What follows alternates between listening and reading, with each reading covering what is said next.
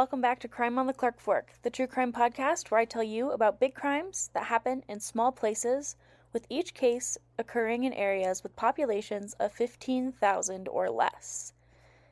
My name is Mackenzie Spence, and I'm your host.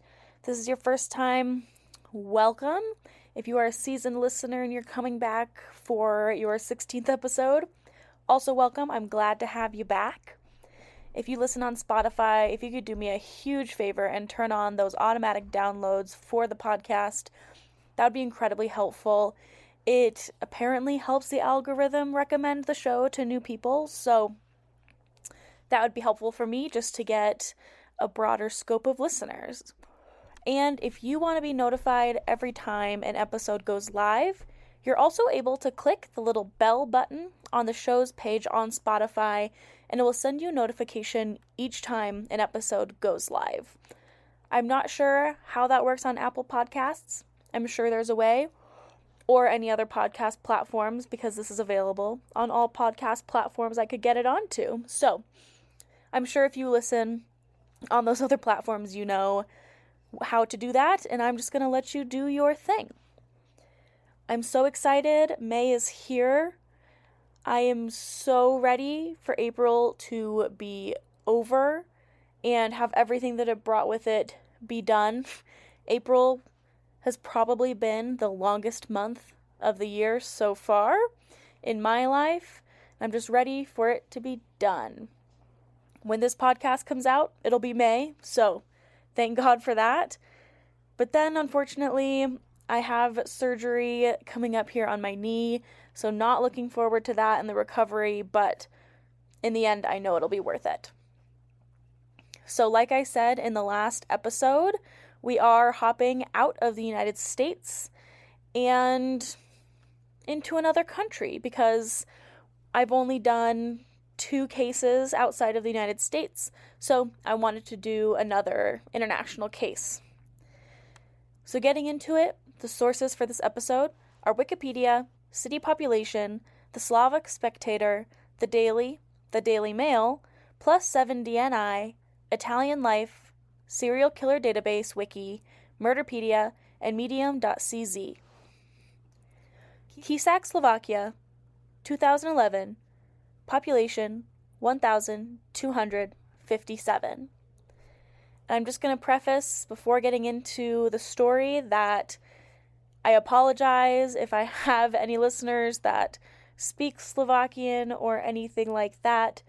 I did Google how to say a lot of the words if I was unsure, but I know I'm going to make mistakes, so bear with me, know that I'm trying. In 2011, Markus Dubak, a man from Switzerland, was planning on committing suicide due to problems he was facing at work. But for him, suicide was too hard for him to complete on his own. One day, he was perusing the internet and he came across an article about cannibalism, which eventually led him to a website where someone was looking for people who were planning or wanted to commit suicide. When he came across this, he decided that instead of killing himself, he would try and find someone on the internet that would kill him instead.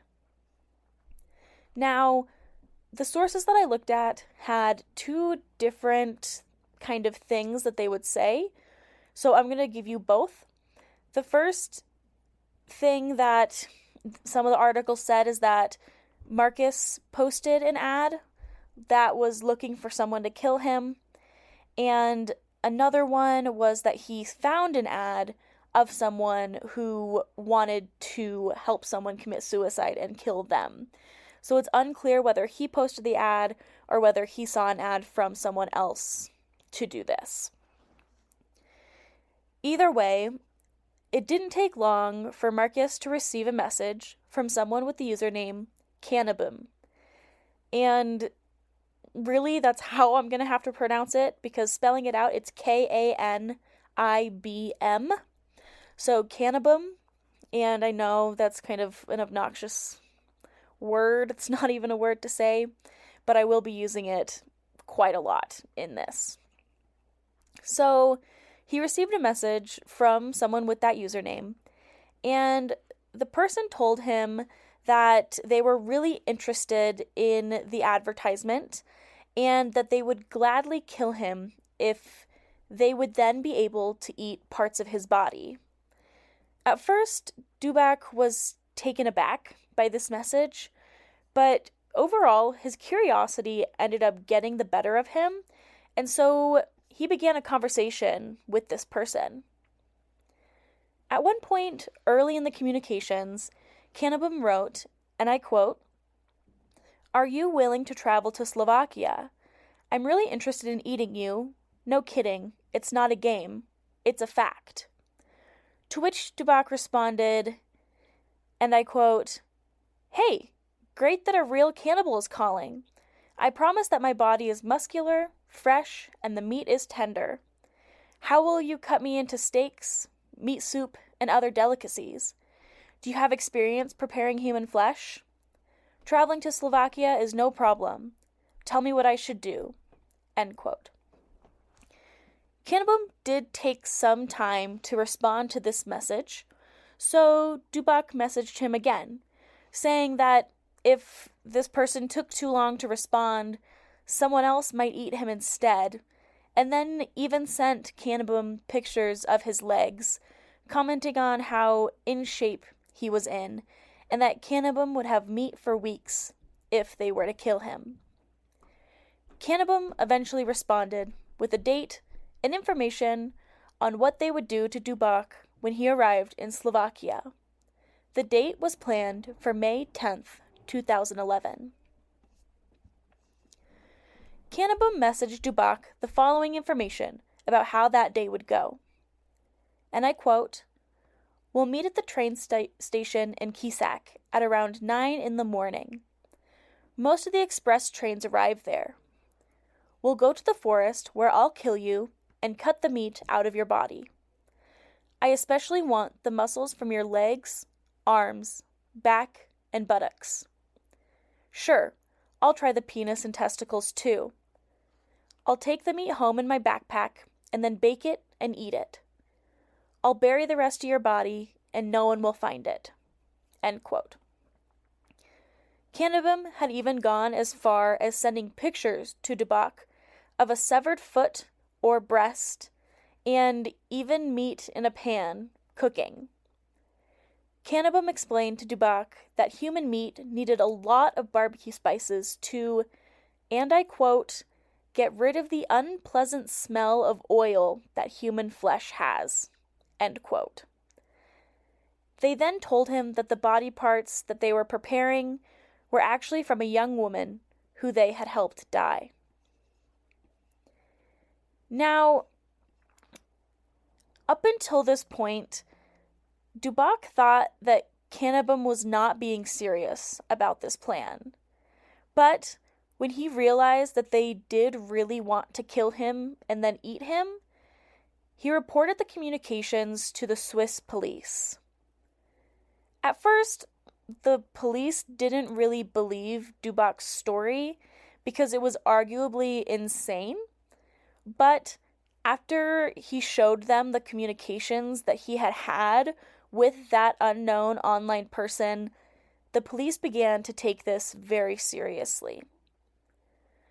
The Swiss police reached out to their colleagues in the Slovak police, and the two agencies began working together, along with Marek Gajos, who was an investigator that worked in the Office for the Fight Against Organized Crime. When interviewed, Marek spoke about how his boss had a sense of humor because he was assigned to this case, and he was also known as the only vegetarian that was in his office. The international team began this investigation immediately. They started by attempting to figure out the identity of Cannibal, and then send out an agent to pretend to be Marcus Dubak. With that May 10th deadline looming, just 3 days from when that investigation opened, they knew that they had to work very quickly. Cannibal had actually managed to communicate with Dubak in such a way that tracing whoever this person was incredibly difficult. The agent did eventually get in contact with Cannibal, who then solidified the plan to meet with the agent on the morning of Tuesday, May 10th, 2011, just as they had originally planned. Now, preparing for Cannibal to be armed and dangerous when they arrived at that meeting location, authorities employed the help of specially trained police officers and a professional sniper. All authorities on the case arrived at the location in Kisak at 3 a.m. on May 10th, waiting for Cannibal to arrive at the 9 a.m. scheduled time. The agent who was pretending to be Marcus Dubac arrived at the scene around 6 a.m., and not long afterward, Cannibal arrived as well. When Cannibal arrived at the meeting location, the agent had actually thought that the person was a tourist that was actually going to ask for directions. But no, it was the person that they were waiting for. The agent then gave the signal to all the other police officers and the sniper in the area that they had their individual. Authorities emerged from the bushes that they were hiding in and shouted at the individual to stop and that they were the police. A police officer slowly went around the suspect, and when he got to the right-hand side of the individual, Cannibal pulled down their vest with their left hand, took a pistol from their back waistband with their right hand, sunk to their knees, brought the gun up to eye level, and began to shoot. To authorities, it looked like the suspect had practiced shooting one way or another based on the stance that he immediately took. The police officer that had emerged from the bushes and then did that circle around Cannibal yelled "gun" when he saw that he had a gun, and when Cannibal began shooting. The officer then started shooting at the suspect and got shot in the process. In the shootout, Cannibal did injure the police officer, who ended up in a coma, but Cannibal was also shot at least 5 times by snipers, which caused the injuries that led to their death. When police began searching the crime scene, they found the suspect's backpack, which they promptly searched through. In it, they found multiple knives, plastic bags, 3 bottles of vodka, plastic handcuffs, and a hand saw. They also quickly found out that the suspect, Cannibal, was a 43-year-old man named Matej Curko. Matej Curko was born in Košice, Slovakia, and grew up with his grandma and mother because his parents divorced early into his life. He often got in trouble in school because he didn't listen to his teachers, and he didn't like the hierarchy that came with the student-teacher relationships. While he was exceptionally good at math, by the age of 13, he began showing signs of psychological issues, which then led him to attack his neighbor, an 11-year-old boy, with a knife, and left the boy seriously injured. Due to this attack, Curko was sent to a psychiatric facility for a month, followed by a children's psychiatric hospital to undergo treatment for his psychological problems. He eventually graduated high school and then completed vocational school before entering the Slovakian army as a technical specialist. When his time in the army was over, he settled down and became an IT employee for an insurance company, living alone until the age of 30.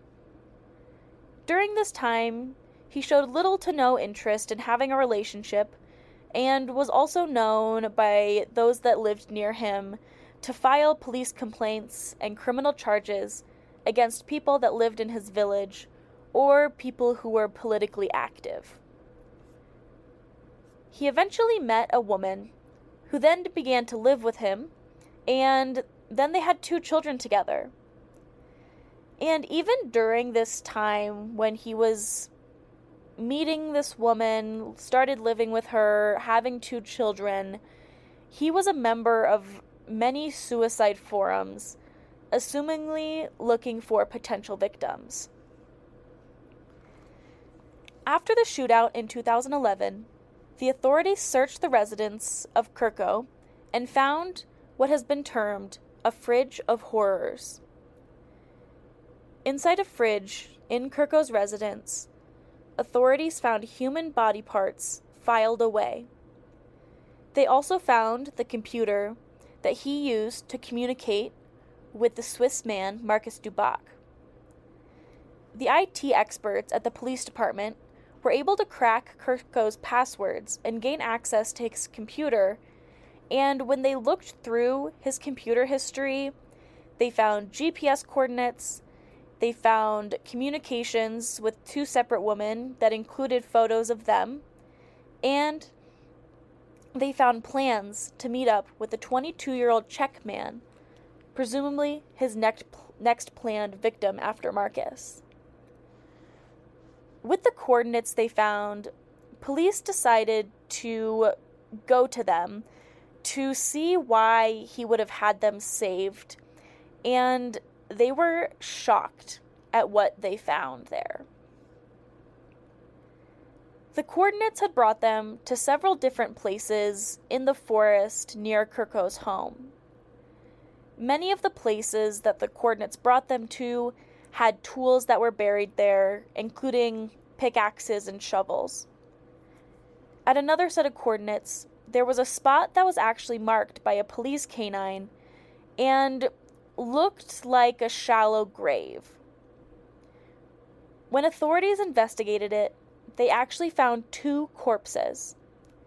They were both buried in the same hole, only 60 centimeters deep, which is about 2 feet for my American listeners, and was 1.6 meters wide by 2 meters long, which is around 5.25 feet wide by 6.5 feet long.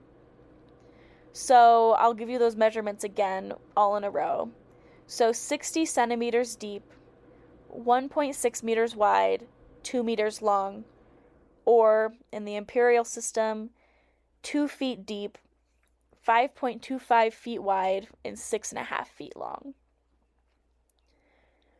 Both sets of remains were identified as being women, and each had parts of their bodies dismembered. Every one of their missing body parts corresponded to images that police had found on Curko's computer and also had been sent to Duboc. So if you remember earlier, Curko actually sent pictures to Duboc when they were originally talking, the foot and the breast, and Curko said that it had come from a woman. The autopsies of the women revealed that Curko had them take drugs with alcohol and then stabbed them in the hearts multiple times. He had even hit one of the women in the lung, which was shown in that autopsy.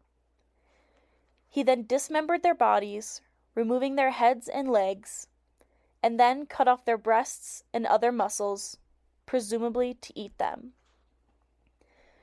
Investigators never ruled out that the pictures that Duboc had been sent from Curko were from one or both of the women they had found, but they also never said for sure that those pictures were from these women's bodies.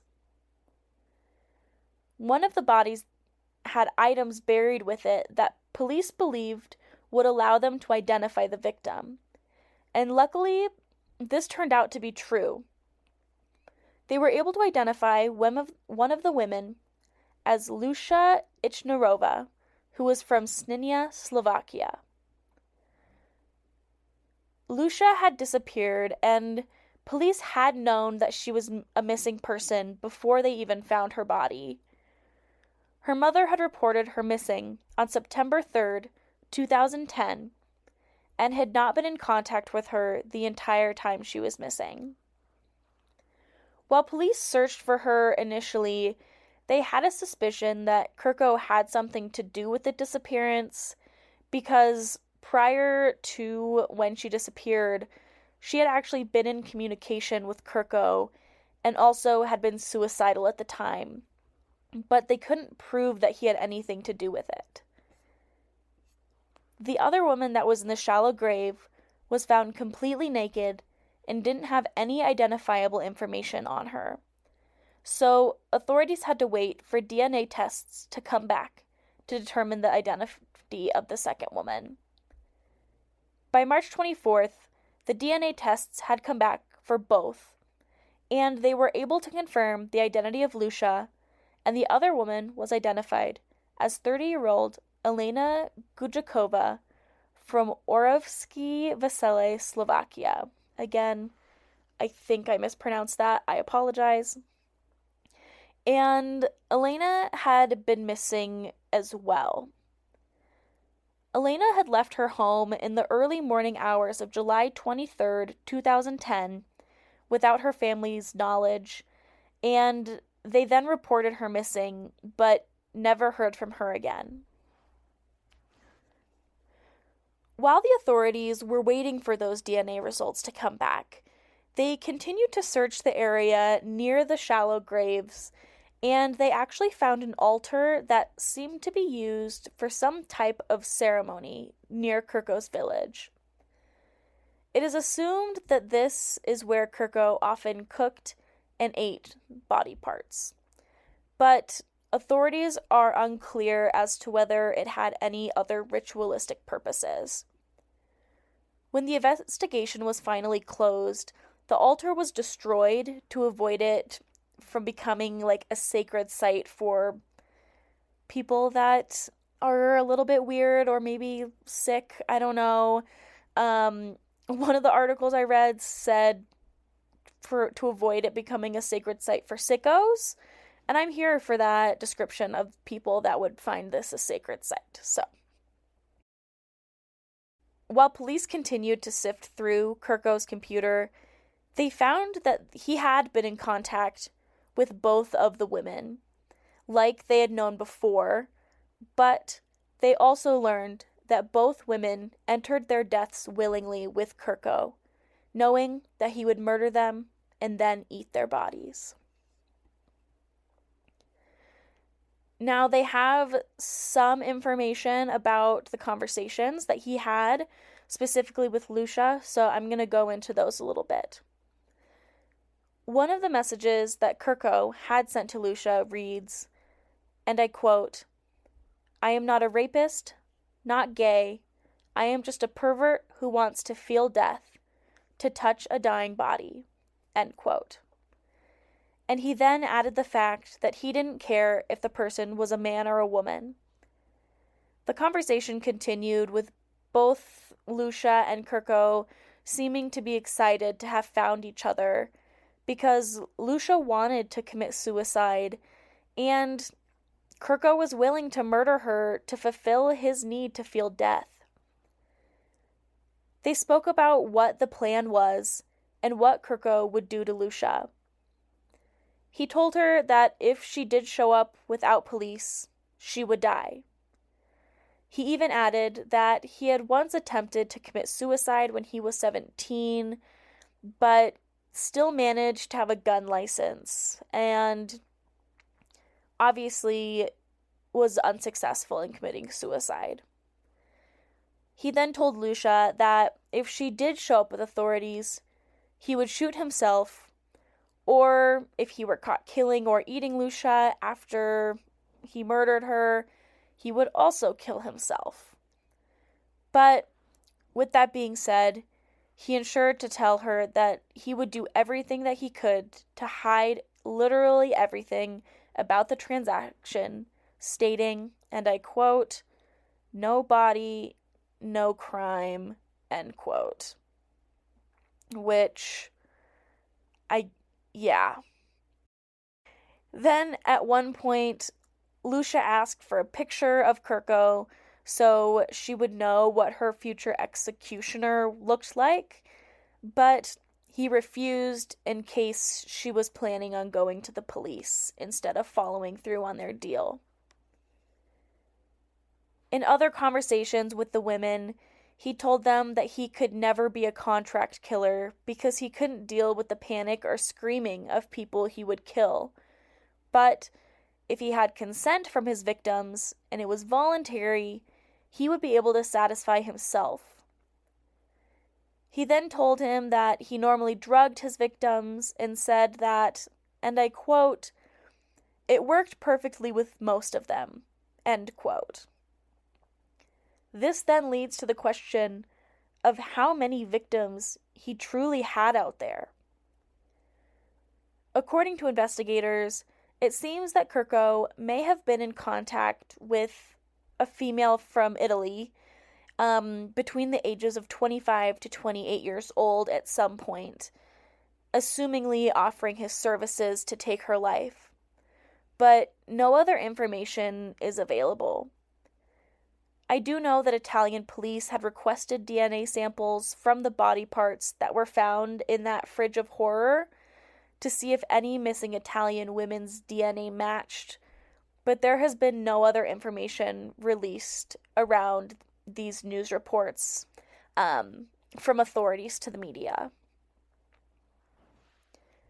After Curko's death, several forensic experts were asked to provide a psychiatric psychological examination opinion, which pretty much means that they were asked to provide a psychological opinion on Curko after his death. And according to these experts, Curko seemed to suffer from schizoid personality disorder, which is also known as psychopathy. They also stated that it was possible that he suffered from the deviation necrophilic sadism and cannibalism. They then stated, and I quote, "This is a deviation that manifests itself in a fondness for and strong emotional excitement when it comes to topics of death, various ways of killing others, contact and manipulation of their bodies, and subsequent consumption." Even from the incomplete data on the victims, it is clear that they could have been mentally ill people, and in addition, the perpetrator manipulated them relatively sophisticatedly via the internet. So even given his instinctive deviation, a psychological analysis of motivation can support the version of premeditated murders. End quote. They also went on to say that he presented with multiple signs of psychopathy, even from a young age, which included things like dislike of social contact, conflict with authority, inability to express his feelings, and a weakened ability for empathy. The police officer that was shot by Curko did survive, but had to stay in the hospital for 20 days before being released. He had been shot through the arm, and the bullet entered his chest cavity. And it was confirmed that that bullet belonged to the gun that Curko had shot. Even with all of the evidence piled up against Curko, some of his family still maintains his innocence to this day. His brother is actually a famous composer and actor named Matej Curko, and he has done some interviews about Matej, but it seems that Matej has always distanced himself from his brother, even from a young age. Matej was actually on vacation in London when he got the news that his brother had been shot and killed by police, and the reason why he had been shot and killed by police. Later, Matej stated, and I quote, "Matej apparently had a mental illness and a strange deviation. He had two worlds, and since he was a perfect pedant in everything, he managed to hide it." End quote. Now, we may never know how many victims Matej Curko had, because he took that information to the grave with him. I wish there was more information on the two women that we do know he killed, but there just wasn't a lot of information on the internet about them, and I wish I could share some of their story and tell you about them. And maybe over time more information will come out, and we will get to learn about Elena and Lucia. But for now, that is the end of this case, and I truly think this is the wildest one that I have covered so far. As always, please give me 5 stars on Spotify and Apple Podcasts, as well as a review on Apple Podcasts. This also helps other people see my show, and I would just love to get some more listeners from around the world. I'm always looking for cases to cover, so if you do have a case suggestion, please visit the link in the show's Instagram page at Crime on the Clarkfork. I also post pictures from the cases I cover on that Instagram page, so if you go give that a quick follow, you can comment and let me know what your thoughts are on the case in the comments on Instagram. Do you think Matej had more victims that we don't know about and haven't found? I do. I hope you enjoyed this episode, and I will catch you next time with more big crime in small places.